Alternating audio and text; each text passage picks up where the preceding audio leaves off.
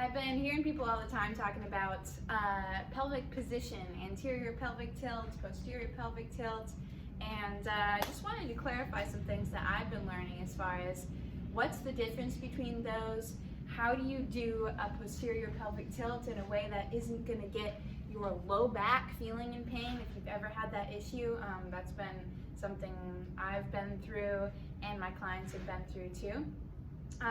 And there's a subtle difference between tucking and getting your hips in the right position through your spine versus getting it actually through your hips in a way that should actually help your spine and make your squats, your planks, all of your exercises feel so much better on your body.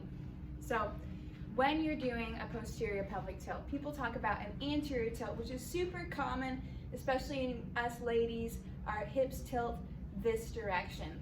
We have our booty popping, and yes, it does look sexy for showing off the glutes, but there's a lot of issues that come with it, a lot of back pain. If you see people on high heels, they'll kind of lean forward like that, and the pelvis has to compensate by sticking out.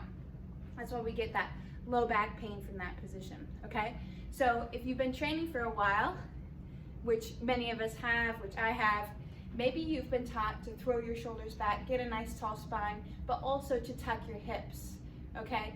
So the problem with that is that we need to know how to tuck the hips.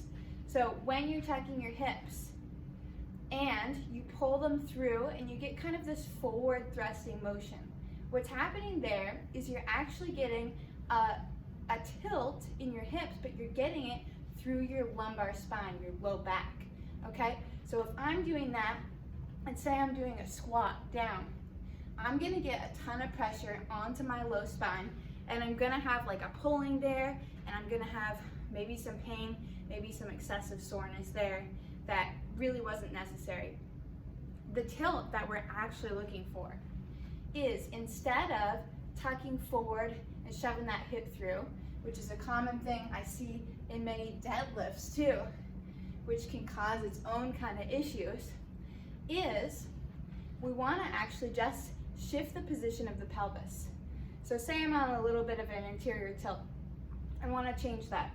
I'm going to take my back pocket. Imagine there's someone pulling it straight down towards my heels.